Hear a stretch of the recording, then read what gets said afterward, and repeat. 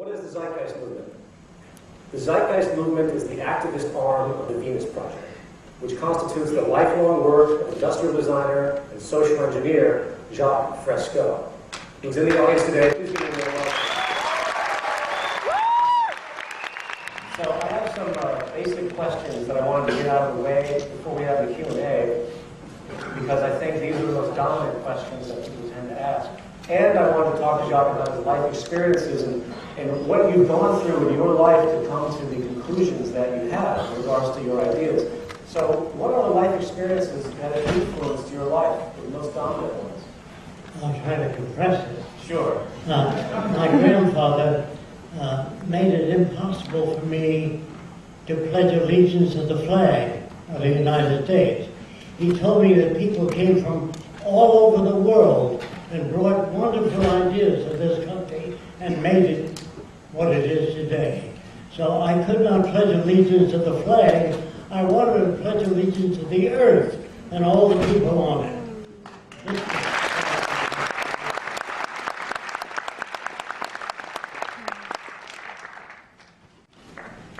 Also, in school, when I refused to pledge allegiance to the flag, the teacher grabbed me by the ear right to the principal's office.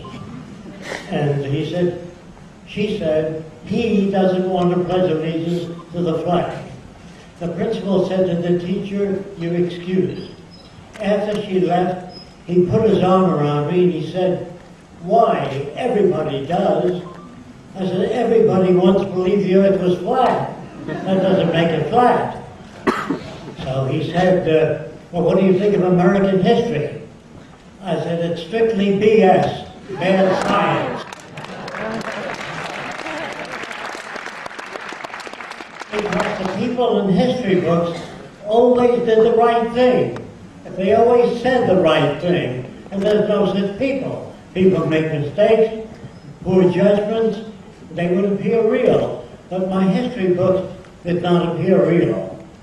So I told that to the principal. And he said, I'm going to have to call your mother in. Well, my mother comes in weeping. What did he do? The principal said he didn't do anything, but he doesn't accept our teaching methods, and he doesn't accept a lot about our government. So I'm going to buy him the kind of books he wants to read, and I'm going to rope off the back of the class and let him do what he wants to do. Well, this is very unusual. He used his own money for that, not public funds. Of course, to say, or needless to say, I was beaten up by many of the kids in the class. They didn't like this special privilege. I didn't arrange that, the principal did. I was not evil or mean to anyone, but I can understand their position of seeing one person selected to do what they want to do.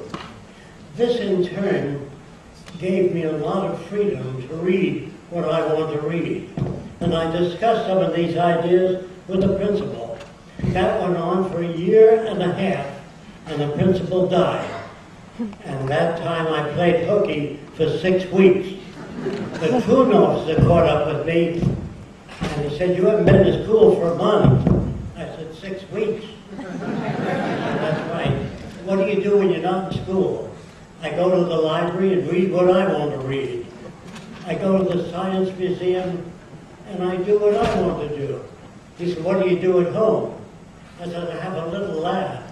He said, can I see it? I said, only if you don't tell my mother who you are. He agreed to that.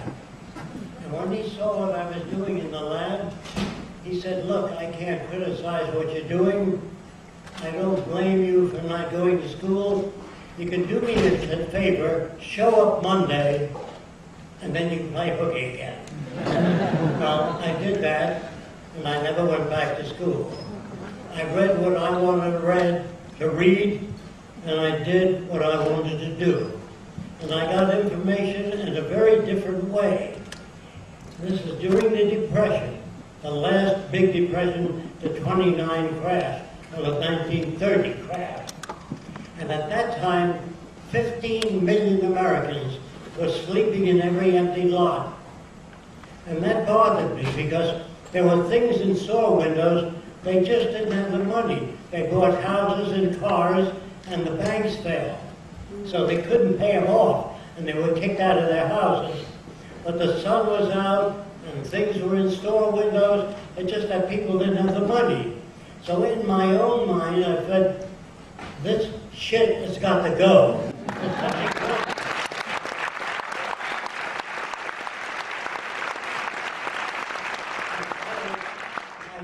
Airplanes dropped signs and said, come to California. There are lots of jobs. So I hitchhiked to California. On the way, this woman comes up in a brand new car. And she opened the door part of the way. And she said, are you a Christian? I said, what else? Get in the car. And of course, I fell asleep. I was so tired, walking and hiking. And she poked me in the ribs and said, you're not sleeping in my car. I said, what do you want me to do? She said, I want you to sing all the way to Texas. Jesus loved me, that I know, cause the Bible tells me. I had to sing all the way to Texas. And so my background was very different than the average person. And when I got to California, there were thousands of people lined up for jobs. Would you work for 8 cents an hour? Would you work for 7 cents an hour? They brought people out there to get the lowest bid. And it was not a sane society, nor were people intelligent at the time. I went to an aircraft factory and said, the Northrop Division of Douglas, I said, I'd like a job here. They said, what are your credentials? I said, I don't have any. Do you know drafting, engineering? Do you know aircraft structures? I said, no. They said, we can't hire you. So I showed them some of my drawings. They said, you're hired. So I said, what do you want me to do? Well, just think up new ideas for airplanes. Oh, well, they roped off a section of the aircraft factory, and I worked on nothing but new ideas. After 3 weeks, the chief draftsman said to me, you've made more contributions in 3 weeks than the history of aviation. I want you to meet the chief aerodynamicist. Of course, at that time, I didn't agree with the Bernoulli principle. That means air flowing over the top surface of an aircraft wing travels a greater distance and creates a decreased pressure, and most of the lift, 2/3, comes to the top of the wing. But in order to deflect air at 200 miles an hour in this direction, you've got to take a download in the wing. Well, he told the aerodynamicist that I didn't accept the Bernoulli principle. And he said, I don't want to talk to you if you don't accept that principle. Well, this was one of the major things that I read into, that scientists were not infallible. They had opinions, they had egos, just like everybody else. And some scientists were patriotic, some worked on weapons of war. I do not consider them scientists.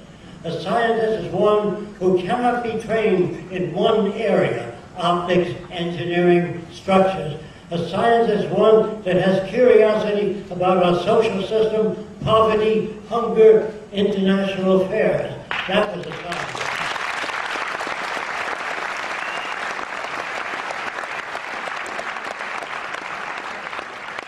And it is not that I wanted scientists to control anything. I just wanted them to use the scientific method, that is, to measure things before they arrive at conclusions. One thing that was fairly good about science at the time was they learned how to say, I don't know. So when the government said to science, can you put a man on the moon? They said, we don't know. What do you mean you don't know? Well, we don't know what a human being can stand. So they put him in a centrifuge and whirled the person around. And when he conked out, they said they can only stand 7 gravity, or 9 Gs. 9 times gravity, and they conk out. Then they said, we don't know whether people can eat in space. And they found out that if you had a glass of water, if you pulled the glass away fast, the water remained where it was at. And the water would then form bubbles and move through spaceship. So they had to put water in a container and squeeze it into the mouth to save the food. So that's what I mean by I don't know. A scientist is a person who looks at the situation and says, gee, I don't know what caused that. But there's some scientists are jerks. and they invent words like the bird and the fish goes back to the spawning grounds instinctively. Now what does that mean? They could have said they do it by hula hula, because it doesn't tell you anything, the word instinct.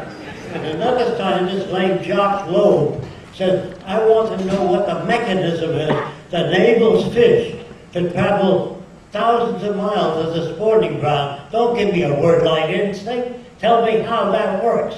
And it was guys like Jacque Fresco and wonderful books that were available at the time that helped me escape from the patterns of most people. And I can't go into detail now, but that should suffice for giving me a somewhat different point of view.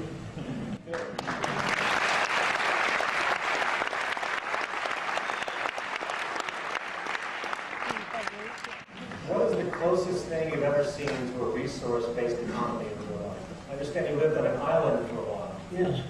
I wanted to know what people would be like if they were not influenced by our social institutions. So I worked my way on a boat to Tahiti. But the Chinese already owned the stores there, and it was kind of a business world. So I found some out islands about 300 miles east of Tahiti. I think it was called Tuamotu. And when I got there, all the natives walked around completely nude. And I never saw a male stare at a female body, because they were swimming nude ever since they were children. So they always looked at the eyes of a female. But in the States, the camera in a movie moves in on the cleavage line. When a girl crosses her legs, the camera covers that. When she walked, it saw her rear end. That's where men get that from. They're not born that way. Women think, well, that's how men are. That's not how they are. That's how they're made by this society.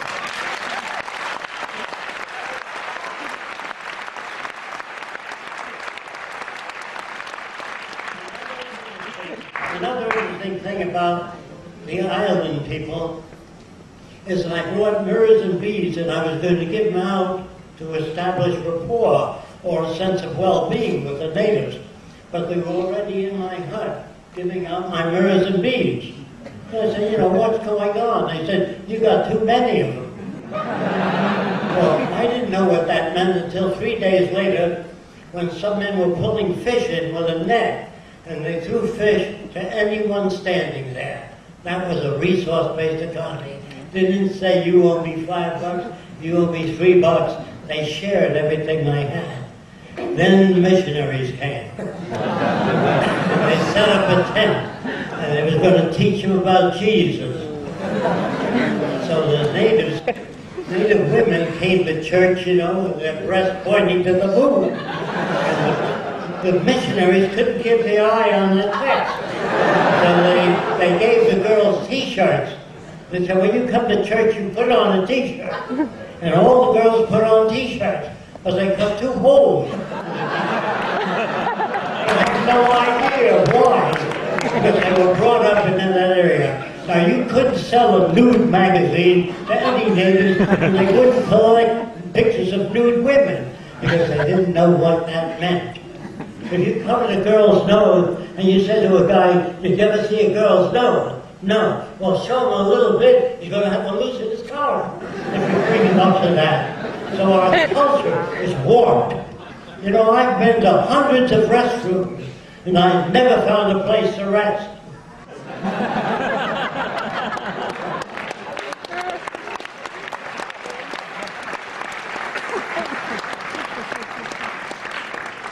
So Roxanne, you've been working with Jacque for 30 years, over 30 years now, and with his ideas, and I'm sure your contributions, you've heard it all from the public as far as what people think about this idea. And I think the most common, which I've heard, and people responding to my film, is, isn't this just communism?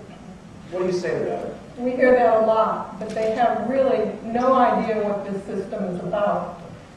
That statement is really erroneous. A resource-based economy doesn't use money. Communism does. It doesn't have banks. Communism does. It doesn't have social stratification. Communism does. They have political leaders in office. We want to surpass that as quickly as possible with cybernated systems. And communism was for the labor class, and a resource-based economy is very much for the labor class. We want to eliminate it as quickly as possible. We want to do away with boring and monotonous jobs. So it's very different. Yeah. It's not like any system that's gone before. I know.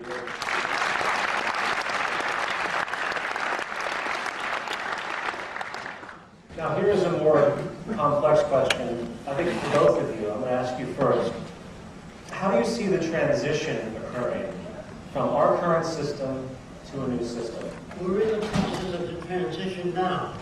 The system is breaking down all over the world. People are losing faith in their elected leaders. So the transition will be painful. And there'll be crime, mass riots, and making of new laws so that the minorities are in the house by 9 o'clock and not supposed to be walking around the streets. You're going to have nothing but trouble ahead in the transition. I have nothing to do with that. Sure. If people understand what a resource-based economy can be, I don't know what it will be. That's up to you. Roxanne and I have absolutely no power. If you like the basic ideas of a resource-based economy, it's not perfect. It's just a lot better than what we've got now. So it's really up to you, talking to people, telling them about a resource-based economy. Right. That's the only way to bring it about. Right. Thank you. Sure.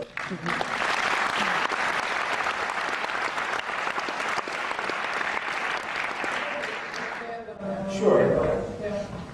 Yeah. It took the conditions in the last major depression in 29, it took the conditions of people being homeless and losing their jobs before they began to look for another alternative system, because most of them weren't wise enough intellectually or emotionally to sit back and look at what they have out there and try and figure out what's wrong. So it will take those conditions that we're faced with now before people will look for alternative directions. What we'd like to do is make a major motion picture for the general public to give them, and this motion picture will show life in a resource-based economy and show how the system interacts with people and how it changes their behavior and the freedoms that they'll have in that system.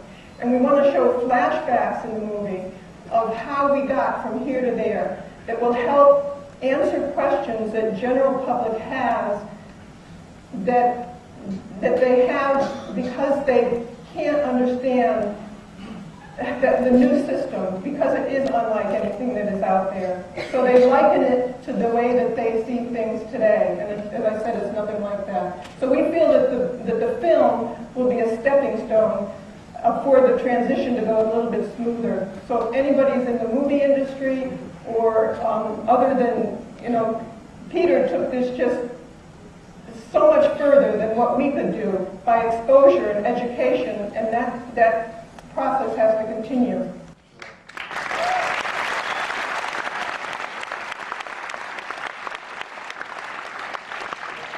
What's required is a large-scale budget production that shows with great 3D, way beyond my budget, great 3D, great elements, and what lifestyle will really be. But apart from that, there's also the idea of building the first city and having it as a research center and I refer to it as a fair at one point where people come and they can understand what the possibilities could be. And this is something that I was hoping to put into the presentation, but I didn't have a chance to do it. When at the zeitgeistmovement.com, when they begin to talk about people possibly donating land, there's already people that have been considering this.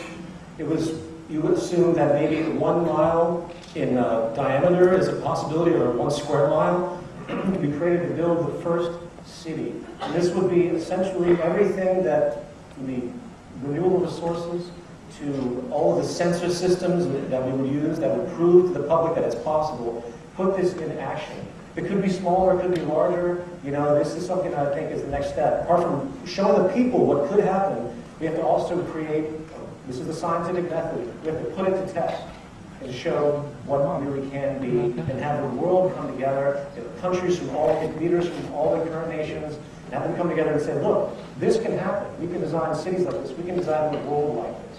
and honestly tell them that we don't have much of a choice if we're going to survive on this planet. Because as far as I can see, I haven't yet to see anything that comes close to the sheer logic, humanity, and simplicity and intelligence of what Jacque has been working on his whole life. And I want to make that very clear, because this isn't just Jacque's ideas. This represents something that is I don't like using the word empirical or anything like that, but it's near empirical. It makes so much fundamental sense. The world is not going to change with our current competitive mentality. We have to surpass that and create the whole planet as one organism, one home for all of us. So,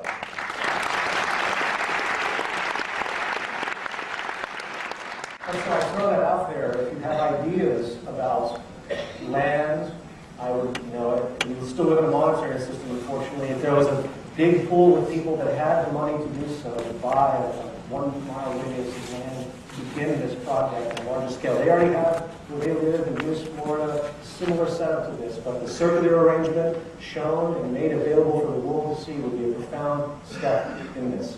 So, there's one thing I always thought was fascinating when I talked to you, Jacque.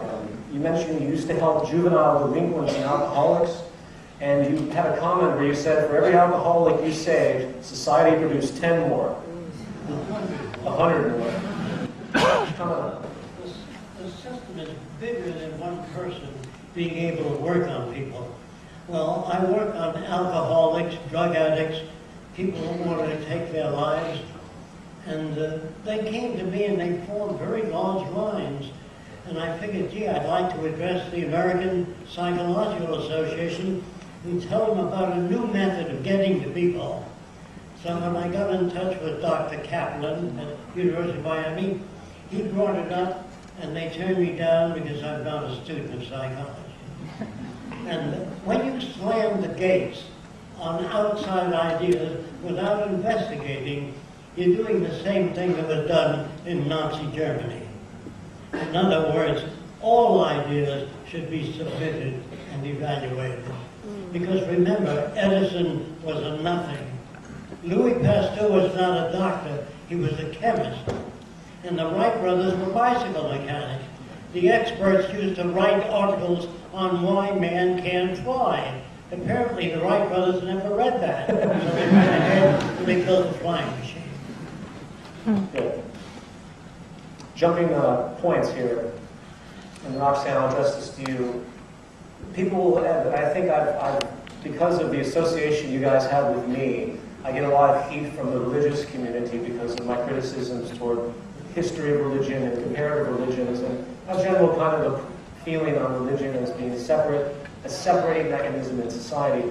People often have attributed this, and whether it was because of me, I'm not sure, but maybe it happened before, they say, oh, there's no religion in Jacque Fresco's vision. What is the place of religion in a resource-based economy? We don't feel that we can ban religion or forbid it, because it would just go underground. Right. But there are a lot of religious people that really try and help what we're doing. They really like the direction of the Venus Project, and they think that all of their religious aspirations will be fulfilled within the Venus Project society, but here on Earth. So, but in the future, we feel that we will teach children how they relate to the world and how they relate to one another, and the most up-to-date findings in science and technology, which will give them better tools to examine their own lives and make a better future for everyone. Right, absolutely. I would have to add to that I believe the superstitious mentality that is so dominant, it's mainly just because of the lack of education. People haven't been told what we've come to understand, and it's not that religion's a bad thing, it's that it served a point at a certain point in time, and now time has moved forward. All of our knowledge, as I stated in the presentation, is emerging. And I just hope anyone that's out there that's religiously oriented, that might be opposed to anything, would keep that in mind. And really, the doctrines of what you guys talk about are everything that all of the great religions have ever talked about. The world working together, humans seeing each other as their own. And I find it very difficult for any religious person to just get, it understands the peaceful tenets, obviously, negative attributes. But I think it's very powerful for the religious people. I think it's very powerful that what you're doing is actually putting it into focus and putting it into practice, what the great philosophers and the religious teachers have been saying since antiquity. So.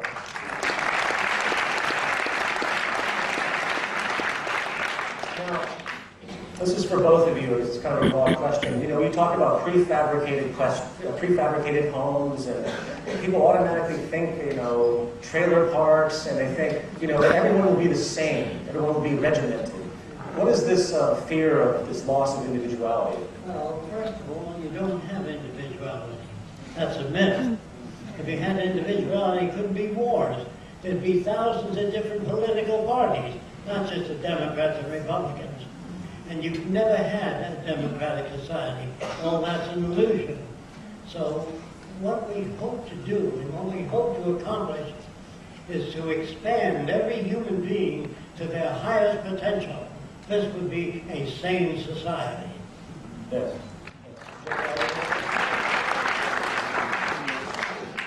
But people would be alike in a lot of different ways. They care about one another and the environment, and they wouldn't be able to put up with the idea of war or hurting one another in any way. And they would have allegiance to the earth and everyone on it, as Jacque was talking about. They'd have that type of identity. They'd have more understanding about cultural differences and what were the conditions in the culture that made people have different behaviors. So they'd have a better understanding of semantics, and they would not have that much violent behavior because they understand why people behave differently. So it's not bad to be alike in certain ways, but in saner ways. Yeah, I like the Carl Sagan quote from one of his writings where he says, if we were visited by extraterrestrials, the differences we have would be trivial compared to the similarities and the requirements that we all need and everything.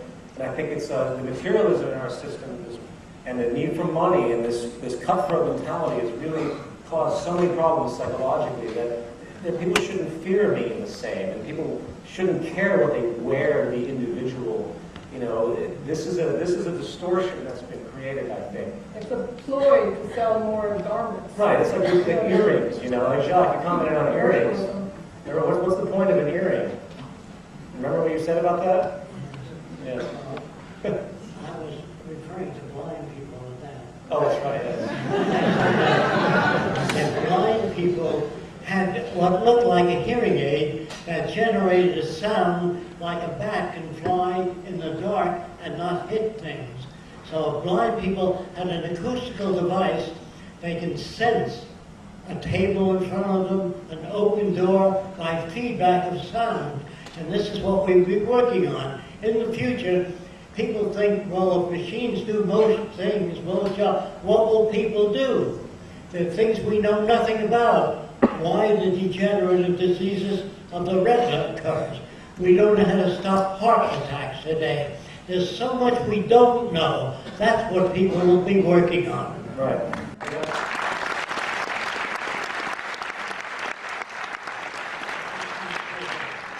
They won't be killing one another. They'll be working on problems common to all people. Yes. Tsunamis, hurricanes, all that area.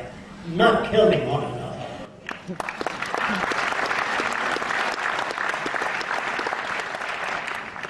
Here's a technical question. It's by 2050, it's claimed that there will be over 10 billion people on the planet. Do you think by our current methods today that we will be able to deal with that type of population?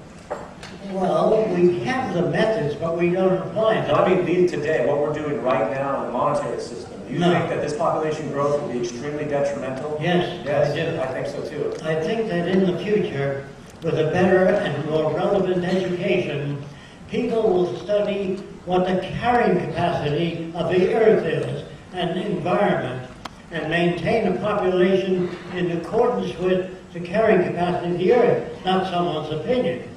If the Vatican said, go forth and multiply, and the Lord will provide, all I would say to the Vatican, if he doesn't provide, will you?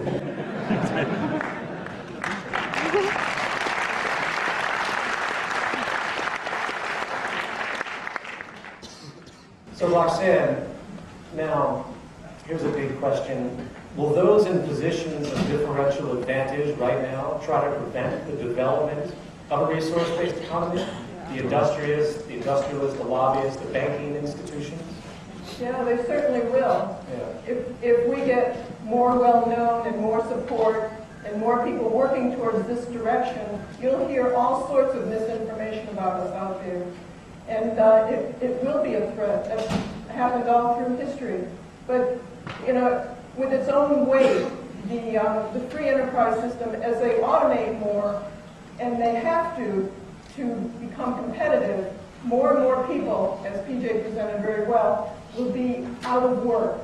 So they'll lose the ability to produce, to purchase the goods and services turned out. That's the end of the free enterprise system. You know, I liken it to a cancer on a cat. It eventually kills its host, so it's really not very bright. That's what's happening with the system. Yeah, yeah. And what about those corrupt powers that everyone talks about? How is it that people aren't just going to get corrupt and start having genocides in your new system? You know, people always comment on that. Well, during the transition, you're going to have all those problems. Once we get the cities built and move toward a resource-based economy, we will deal with the problems that produce human aberrant behavior. Right. Get rid of those conditions. There's an old saying that power corrupts, and absolute power corrupts absolutely. That's why we have no humans in government, Yeah. only machines. Humans have loused up everything they've ever tried. Communism, socialism, free enterprise, they've always loused things up. And they try to turn people against machines.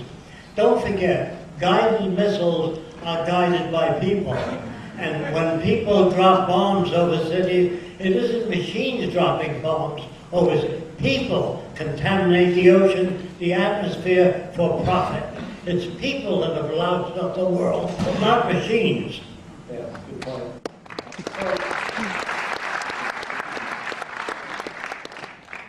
Now, people would say that you're providing all of these technical ideas, but what about the spiritual, as people always talk about, these notions of metaphysics and the out there, the everything else? Yeah. Well, that's because people really don't know how all this began. Where did it come from? Somebody had to make it, and this is where they began to make God in their own image. A guy that sits up there in the clouds and he looks down at everybody. And if they don't behave, he creates floods and earthquakes and disease. And if you don't follow the 10 Commandments, you burn eternally. That sounds more like a psychopath than God.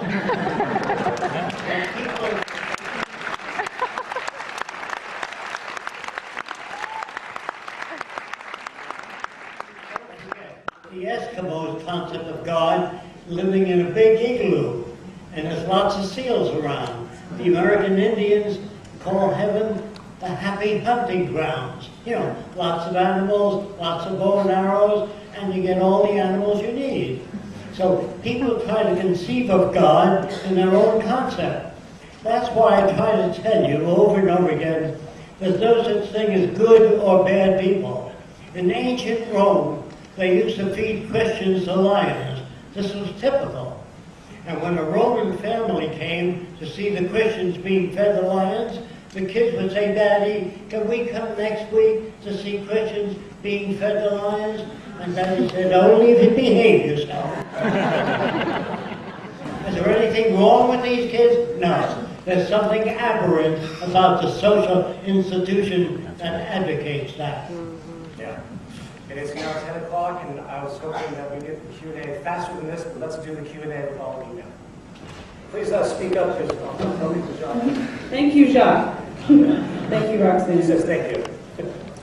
My question is, Jacque and Roxanne, what do you see in the future in terms of interpersonal and emotional intelligence, gender roles? What do you see? Where is that going? What are your feelings on gender roles in the future? Well, I think you would be, you asked me that, so I'm going to tell you, when you give a little girl a doll, you're programming her. let the girl pick what she wants, whether it's an erector set or electric trains. Don't start handing them or tying a big bow in their hair. Then you're producing an object like yourself.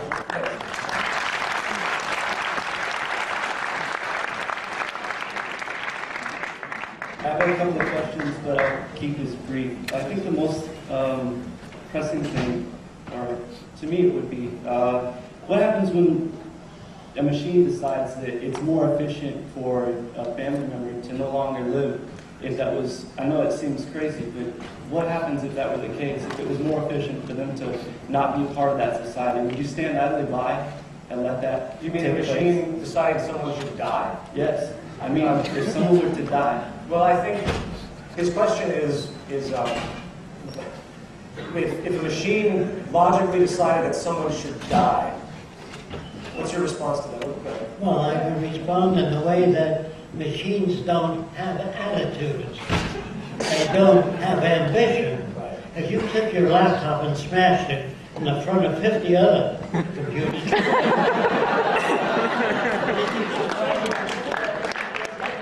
they don't care. Machines have no ambition. They don't want to control people. This is a human projection into machines that comes from Hollywood. I'd like to add to that, in this system, humans are understood as cultural products.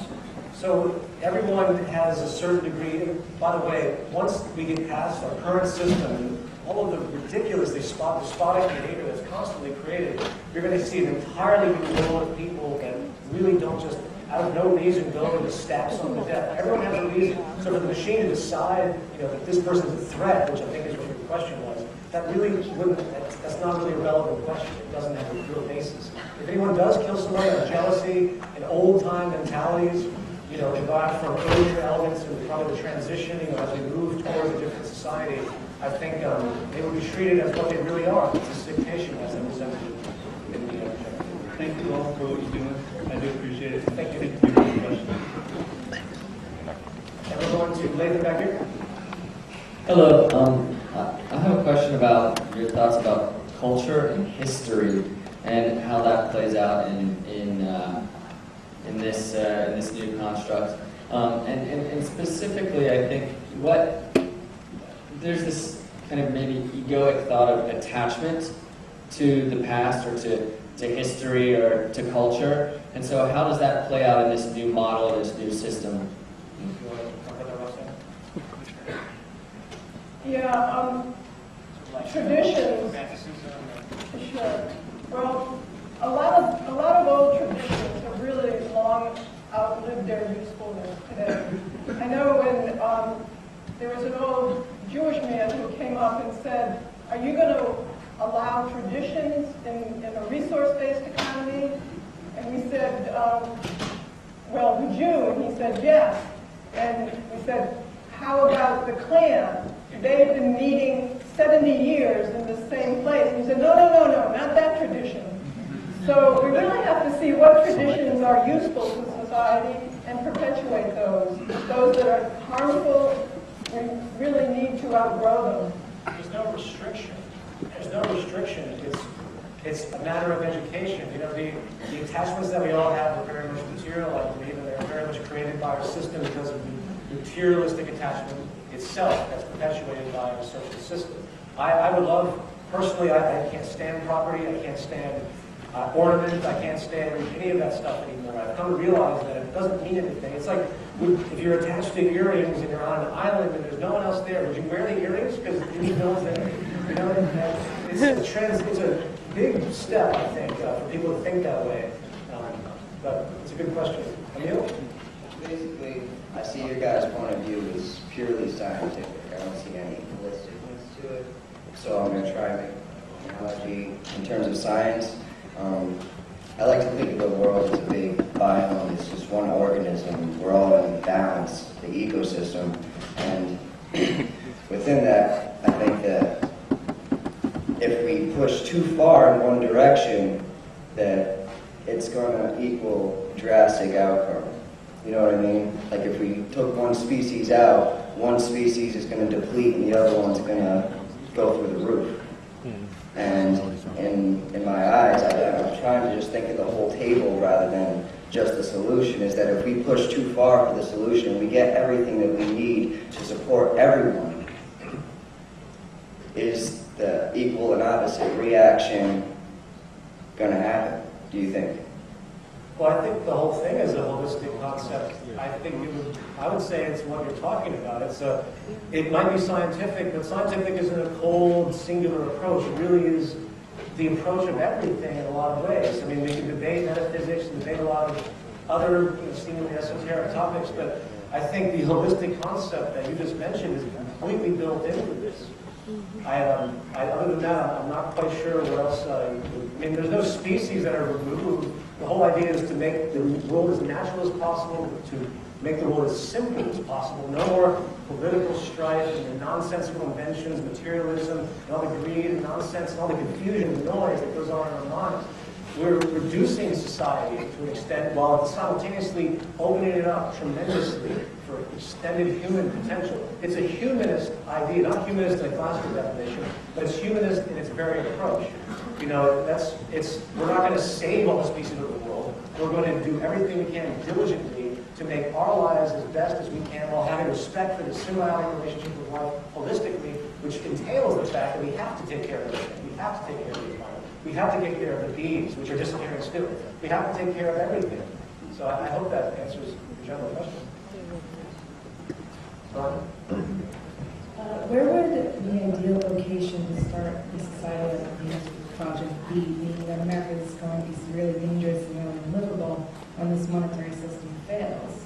Like, I know there are countries like New Zealand that have like really pure water, basically untouched, and you know, not at sea level at all. Would that be more ideally? Her question is, where is the most ideal place to build the first city? Where have the resources? Where do you think would be the best place to start that? The first country that says let's build it.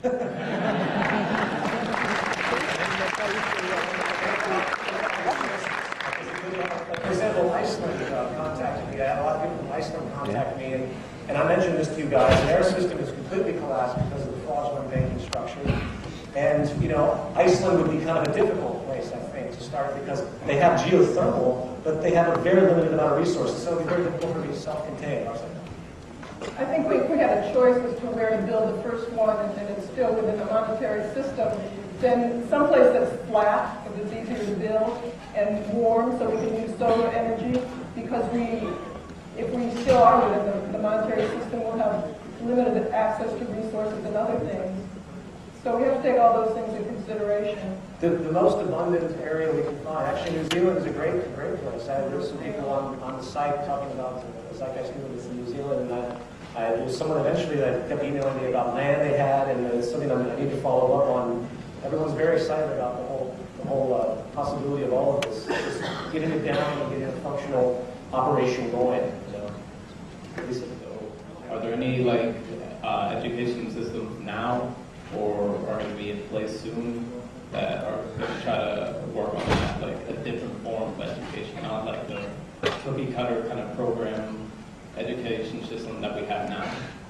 I would just first say that education, as I've noted, is focused on the monetary system. Jacque, your feelings on a new educational system. What would the new educational system entail? Children, this is a lot of subject, would not be brought up with fairy tales. There's so many interesting things in nature, how beavers build dams, continental drift, and children can learn how to read at a very early age. And they can learn to appreciate the stars, planetary sciences. You don't have to give them Jack and the Beanstalk.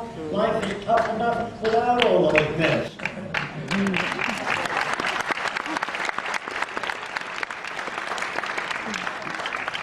I've heard from various websites that claim to have debunked the zeitgeist, claiming that a lot of them are false representations and such forth. And they've also made claims to compare the Venus Project to something like the New World Order, where secret societies hope to create one world, one government, and so forth. What would you say to those folks? Well, first of all, these zeitgeist debunk stuff, all of them are from the religious community focused on part one of zeitgeist one. have never seen anything other than that, and they just call it zeitgeist debunked. And you have a Christian apologist, and they throw up pictures of Alex Jones, and you have and then there you go. They say it's zeitgeist debunked. Well, first of all, the New Order aspect, any change, as Roxanne said initially, is going to be met with opposition. And we have a very superstitious and brainwashed culture on multiple levels, a very terrifying culture too. And if you say anything about the world working together, boom, you're Karl Marx, you're communist, and it's mind-blowing to me. As far as the secret society and all that bullshit, all I can say is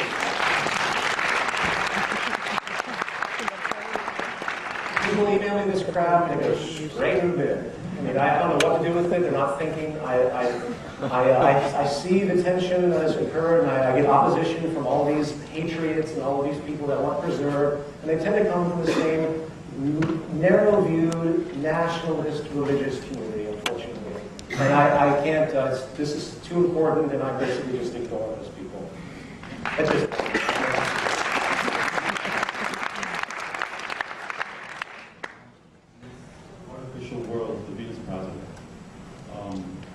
Why create an artificial world when either by design or by evolution, we've gotten already a perfect world without the technology? And a perfect world. How would human reproduction be controlled in this society with abundance? And when did we forget that we were animals? Well, we never forgot we were animals. This is a totally naturalist system. The abundance has always been there only at a certain level. I would have to say that our transition point here is to realize that all the work that we normally do, all the labor that we have to do, we used to be hunters and gatherers, we have to spend outrageous amounts of time collecting food. Unless we want to go back to that period, which in a lot of ways is unique and almost better than what we have now. But we now have the ability to have an incredibly new world, not artificial whatsoever, actually more natural and practical, where people are actually free because of this new creation that we have come up with called technology. I find it to be completely natural, completely evolutionary. I see nothing artificial about it whatsoever. Human reproduction? Educated. Yeah. Through education, we can help population control. We wouldn't force anybody to do anything, but they'd have much more knowledge about how we, when we deplete our resources, we're really going to have more violence and war, and so what we really want to do is make a society that has abundance, and that's how you say that you're talking about a society that's natural, but we're trying to make a world that preserves what we have out there. What's happening now, we're depleting the earth, we're killing each other, so there's really no way out now. What we're going towards is just annihilation. So we're working on a society that helps preserve the earth and one another. And people will understand. They will understand what they're doing to the world when they have children. It's no coincidence that the poorest people have the most children. You notice that? And it's because they don't think about it. And they come from superstitious dispositions, like Jacque pointed out, where be fruitful and multiply. Well, that's great. I mean, that doesn't help anything. Even with these Supreme Court justices that want to make laws against abortion, well, why don't you just take the babies that are born and stick them on the step of the Supreme Court and let them take care of them? This is this twisted mentality, the superstition that we have, that it's going to be difficult to get past, but the direction is there. I think it's just a matter of time that people come to understand the true nature of life and how we all have to work together, the symbiotic processes of life, and the emergent nature of reality, which enables us to constantly change and grow. As I stated, we have to become experts at changing our mind. I think once that value system takes hold, people will really start to change very quickly. Well, you are an animal, I'm afraid. We all are animals. We are all products of our system. There's no individuality. I'm not I'm not coming through the ether. I'm a walking culmination of my life experience. I'm an amalgam of my experience. I'm not original. I'm only original in the sense that I happen to have unique experiences that's different, just like all of you do. My creativity is that all of my life experiences have oriented me in a specific trait of thought. That's what makes me who I am. I'm a product of the environment and intimately connected to everything. I'm not an individual, and no one is.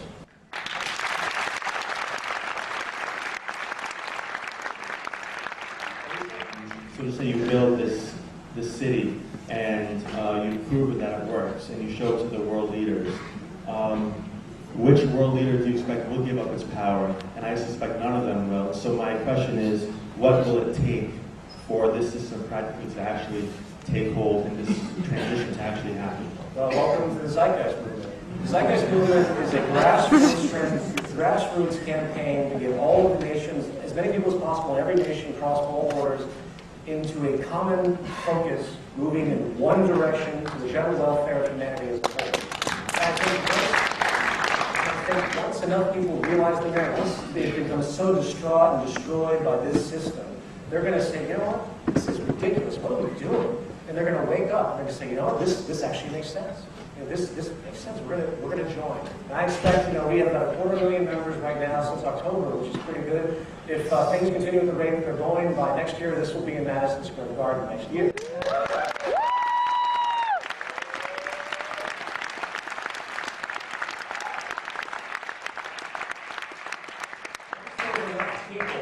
Then the march begins with pressure against all political systems simultaneously. Under the second transitioning from the current system, what's your opinion on experimental communities, whether it be like the Earthship community from Mexico that was mentioned, or Palos Solari's Arco Santi project in Arizona, eco-villages, things like that, that are breaking the mold, even certain Native American nations that are breaking away and saying that there's a different way of doing things. What's your opinion on those as far as creating a network of minds to have those be the icebreakers of the times? We feel if they're interested in this direction, then we'd like to work together. But there's a lot of splinter groups that go off and try different things just because they're disillusioned with what's going on today. But they don't have an overall social direction. People in the green movement, or if they want to build a nice clean city, or they want to build a green building, that's not going to solve the problems. It's a whole new social movement and a social direction that we need to work towards.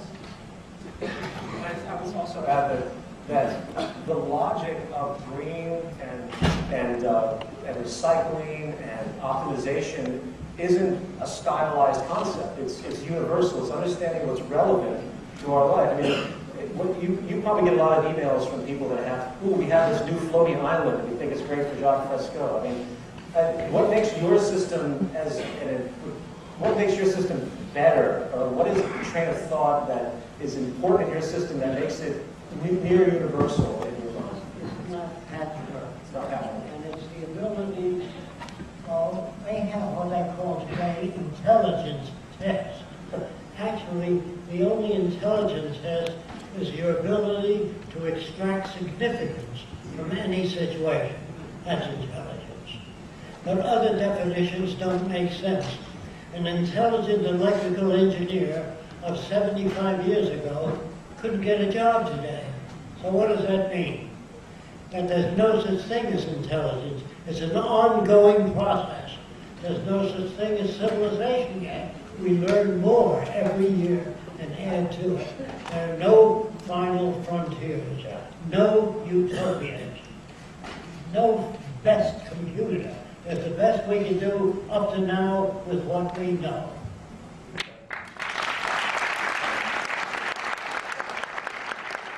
Well, my question is, if you all have experience, what do you think might be the future ramifications and potential of a society that has a much greater awareness of the evidence of access to metaphysical dimensions through the use of an entheogenic catalog, primarily dimethyltryptamine, DMT, and psilocybin, along with the practice of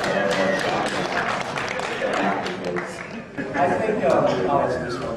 I think that,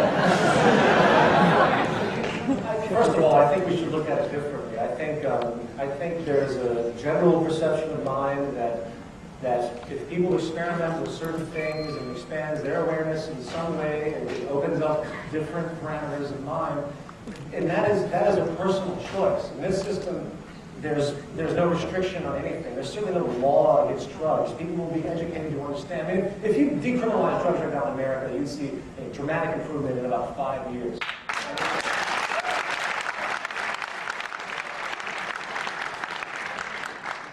As far as the metaphysical notion that you talk about, I really couldn't say I can relate to that. I think interesting ideas, but when it comes to the tangibility of the basic necessities of life, what we're talking about is getting the foundation done. And then we'll have time to talk about metaphysics and things like that. I mean, it's a matter of, what I was kind of asking is your opinion on what you could speculate can be the potential and also the changes and ramifications of the awareness brought to more people that if you are curious to actually see evidential proof of magic and metaphysics within your life, that it is accessible to you. All right, I'm going to let Jacque address magic and metaphysics, so you're not going to like it. Tell us about your experiences of metaphysics and seances and magic and things like that. Well, I was told by 2 Catholic priests that there are things beyond the physical. So I said, I have never seen them. Take me there when it occurs, or let me know when I